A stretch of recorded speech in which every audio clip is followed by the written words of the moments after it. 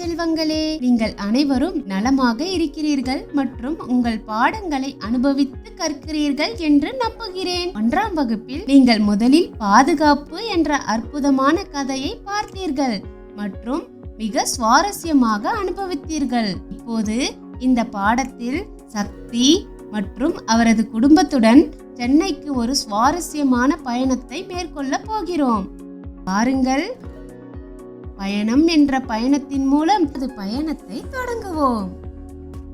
கற்றுக்கொள்வீர்கள். இந்த காணொளி முடிவில் நீங்கள் கற்றுக்கொள்ளக்கூடியவை நிலம் வழி, நீர் வழி மற்றும் காற்று வழி போன்ற வெவ்வேறு போக்குவரத்து வகைகள். சாலை பாதுகாப்பு. முக்கிய சொற்கள்: வாகனங்கள், பத்திரிகை, சுமை தூக்குபவர், விற்பனையாளர், பயண சாமான்கள், சுழற்சிகள், திசை மாற்றி, டீசல். கருத்து வரைபடம். சக்தி தன் தந்தை, தாய் மற்றும் அவனது 2 சகோதரிகளான கயல் மற்றும் கவிதாவுடன் திருச்சியில் வசிக்கிறான். ஒரு சூரிய ஒளி நிறைந்த காலை அவர்களின் தந்தை கூறினார். தந்தை, நாம் விடுமுறைக்கு சென்னைக்கு போகலாம். அனைவரும் சக்தி சுற்றிலும் பார்த்து கேட்டான். அப்பா, நாம் ரயில் நிலையத்திற்கு எப்படி போக போகிறோம்? நாம் டாக்ஸி எடுத்து செல்லலாம். அது விரைவாகவும் பாதுகாப்பாகவும் இருக்கும். தந்தை, ரயில் நிலையத்திற்கு செல்ல நாம் எந்த வகையான வாகனங்களை பயன்படுத்தலாம் என்று நான் பார்க்கிறேன். மேலும் சாலைகளில் செல்லும் வாகனங்களையும் நாம் பார்க்க வேண்டும். இந்த படங்களை பார்த்து எனக்கு உதவ முடியுமா சக்தி? ஆமாப்பா, இங்கே பாருங்கள். ரயில் நிலையத்திற்கு செல்ல மகிழுந்துகள், பேருந்துகள், தானியங்கி, ஊவுரளி, ஊந்து மற்றும் விசையுந்துகள் பயன்படுத்தலாம். ஆனால் விசையுந்து நமக்கு சாத்தியமில்லை, ஏனென்றால் அது 2 பேர் மட்டுமே பயன்படுத்தும் வாகனம். இவற்றுடன் சரக்குந்து, ஆம்புலன்ஸ், தீயணைப்பு மற்றும் மீட்பு வாகனம், மாட்டு வண்டி மற்றும் மிதிவண்டி ஆகியவற்றையும் சாலையில் பயன்படுத்தலாம். ஆஹா, மிகவும் நன்று. அப்படியானால் நாம் மகிழுந்து மூலம் ரயில் நிலையத்திற்கு செல்வோம்.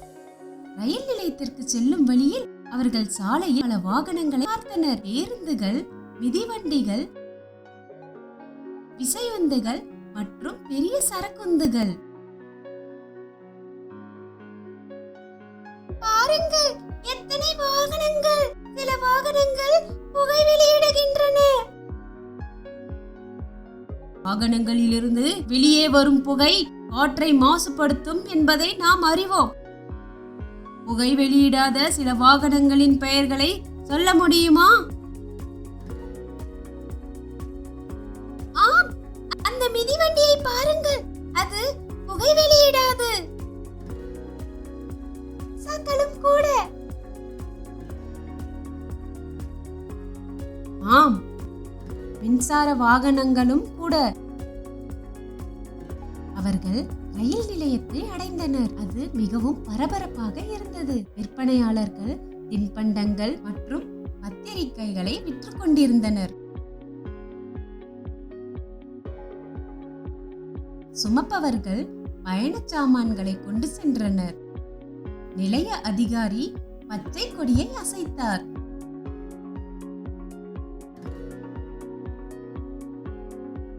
இந்த நிலையம் எவ்வளவு பரபரப்பாக இருக்கிறது.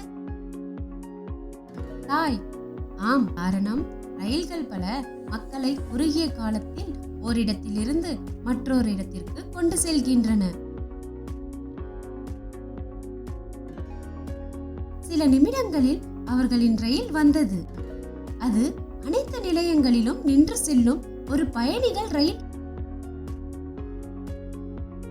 நீங்கள் அறிவீர்களா? பயணிகள் ரயில்கள் பல மக்களை ஏற்றி செல்கின்றன. அனைத்து நிலையங்களிலும் நிற்கும். ஆனால் திறன்மிகு விரைவு ரயில்கள் குறிப்பிட்ட நிலையங்களில் மட்டுமே நிற்கும்.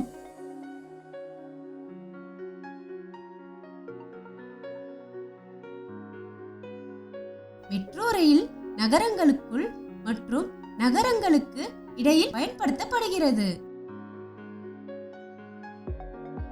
சரக்கு ரயில்கள் உணவு, உடைகள் மற்றும் பார்சல்கள் போன்ற பொருட்களை ஏற்றி செல்கின்றன. சில ரயில்கள் நகர்வதற்காக நிலக்கரி அல்லது டீசலை எரிபொருளாக பயன்படுத்தும். அதனால் புகை வெளியிடும். மின்சார ரயில்கள் புகை வெளியிடாது. சக்தியும் அவரது குடும்பமும் ரயிலில் ஏறி சென்னையை அடைந்தனர். சக்தியும் அவரது குடும்பமும் சென்னைக்கு செல்ல தேர்ந்தெடுத்த ரயில் வகையை நீங்கள் அடையாளம் காண முடியுமா? சென்னையில் அவர்கள் துறைமுகத்தை பார்வையிட்டனர். சக்தியின் கண்கள் அகலமாக திறந்தன.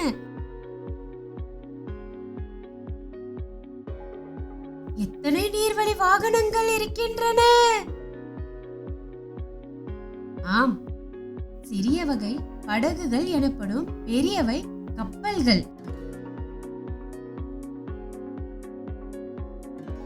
கப்பல்கள் மக்கள் மற்றும் பொருட்களை பிற நாடுகளுக்கு கொண்டு செல்லும்.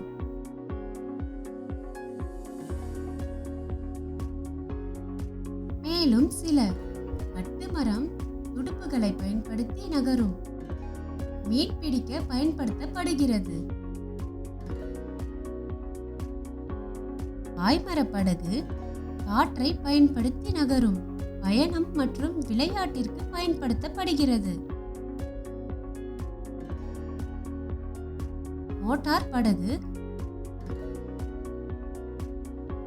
எரிபொருளை பயன்படுத்தி நகரும். மீன் பிடிக்கவும் மற்றும் மகிழ்ச்சி சவாரிக்கும் பயன்படுத்தப்படுகிறது. கப்பல் மிகப்பெரியது மற்றும் வலிமையானது. நகர்வதற்காக எரிபொருளை பயன்படுத்தும். நீண்ட தூரத்திற்கு பொருட்கள் மற்றும் மக்களை கொண்டு செல்லும். பரிசல் குறுகிய தூரங்களுக்கு ஏரிகள் மற்றும் ஆறுகளில் பயணிக்க பயன்படுத்தப்படுகிறது. இதில் 5 முதல் 6 பேர் வரை செல்லலாம். ஒரு நாள் நான் படகில் சவாரி செய்ய விரும்புகிறேன். வா, அப்படியானால் படகில் சவாரிக்கு போகலாம். அவர்கள் ஒரு அழகான சவாரியை அனுபவித்தனர். உங்களுக்காக ஒரு கேள்வி குழந்தைகளே. நீரில் நகரும் வாகனங்களுக்கு சக்கரங்கள் உள்ளதா? அவை எப்படி நகர்கின்றன? இல்லை, நான் பார்க்கவில்லை. ஆனால் அவை எப்படி நகர்கின்றன? அவை திருகிகள் அல்லது துடுப்புகள் போன்ற பல்வேறு வழிமுறைகளை பயன்படுத்தி தண்ணீரில் நகர்கின்றன. பொதுவாக திசை திருப்புதல் என்பது ஒரு சுக்கான் மூலம் செய்யப்படுகிறது. சுக்கான் என்பது ஒரு தட்டையான பகுதியாகும். இது நீரின் ஓட்டத்தை திசை மாற்றவும் மற்றும் படகின் போக்கை மாற்றவும் திருப்பதன் மூலம் இயங்குகிறது. படத்தில் கொடுக்கப்பட்ட வாகனங்களின் பெயர்களை எழுதுங்கள் கயல். சரி அப்பா. குழந்தைகள் படகில் இருந்து இறங்கி கடற்கரை மீது விளையாடத் தொடங்கினர். எவ்வளவு அழகான பயணம்! அவர்களின் சுற்றுலாவுக்கு பிறகு வீட்டுக்கு செல்ல நேரம் வந்தது. இந்த முறையில் அவர்கள் விமானத்தில் பறந்து திரும்பினர். அவர்கள் விமான நிலையத்தை அடைந்தனர். விமானங்கள் இறங்கும் மற்றும் ஏறும் விதத்தை பாருங்கள். நான் ஒரு விமானியாக விரும்புகிறேன் அப்பா. நிச்சயமாக அன்பே. விமானங்கள் நகரும் வேகத்தை கவனியுங்கள். விமானங்கள் பயணிக்க மிக வேகமான வழி. அவை ஒரு சிறப்பு எரிபொருளை பயன்படுத்துகின்றன. கவனமாக கேளுங்கள் குழந்தைகளே. வானூர்திகள் பல வகையானவை. இது ஹெலிகாப்டர். இதில் சில மக்களை எடுத்து செல்லலாம். வெள்ளம் மற்றும் பிற சிக்கல்களின் போது உயிர்களை காப்பாற்றவும் மற்றும் உதவி பொருட்களை கொண்டு வரவும் இராணுவத்தால் பயன்படுத்தப்படுகிறது. இது விமானம். மக்கள் ஒரு நகரத்திலிருந்தோ அல்லது நாட்டிலிருந்தோ மற்றொரு நகரத்திற்கு செல்ல விமானங்களை பயன்படுத்துகிறார்கள். இது பொருட்களையும் எடுத்து செல்லும். இவை சூடான காற்று. விமானம் மக்கள் ஒரு நகரத்திலிருந்தோ அல்லது நாட்டிலிருந்தோ மற்றொரு நகரத்திற்கு செல்ல விமானங்களை பயன்படுத்துகிறார்கள். சக்தி மேலே பார்த்து கேட்டான், வானில் உள்ள அந்த வெள்ளை கோடுகள் என்ன? அவை வேகமாக செல்லும் விமானங்கள் விட்டு செல்லும் சுவடுகள். அன்புள்ள அப்பா, நான் அதை புரிந்து கொண்டேன். ஆம் சக்தி, மிகவும் நன்று. செல்லும் முன் அவர்களின் தந்தை சில முக்கியமான பாதுகாப்பு குறிப்புகளை கற்றுத்தந்தார். 1. எப்போதும் பாதசாரிகள் நடைபாதையில் நடக்கவும். விரைவுந்துகளில் சவாரி செய்யும் போது தலைக்கவசம் அணியவும். மகிழுந்து ஓட்டும் போது சீட் பெல்ட் பயன்படுத்தவும். சாலையின் குறுக்கே ஓடக்கூடாது. சாலையில் தனியாக செல்ல வேண்டாம். எப்போதும் ஒரு பெரியவருடன் செல்லுங்கள். சாலையை கடக்க நடைபாலம் அல்லது சுரங்கப்பாதையை பயன்படுத்துங்கள். இவை எதுவும் இல்லாவிட்டால் வரிக்கடவையை பயன்படுத்துங்கள். போக்குவரத்து சமிக்ஞைகளில் நடக்கின்ற மனிதன் காட்டும் போக்குவரத்து சின்னம் பச்சையாக மாறும்போது கடக்கவும். சில இடங்களில் சாலை மற்றும் ரயில் பாதை சந்திக்கும் அதை சமமட்ட கடவு என்று கூறுகிறார்கள். கேட்டுகள் மூடப்பட்டிருக்கும் போது அதை தாண்ட முயற்சிக்க வேண்டாம். வெவ்வேறு போக்குவரத்து வகைகளின் படங்களை சேகரித்து ஸ்கிராப் புக்கில் ஒட்டவும். ஓடிட்ட இடங்களை நிரப்புக. கேள்வி 1.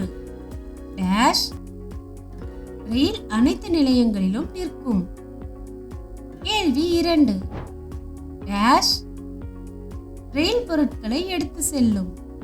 கேள்வி 3. டேஷ் டேஷ் டேஷ் ரயில்கள் மக்களை ஏற்றிச் செல்கின்றன.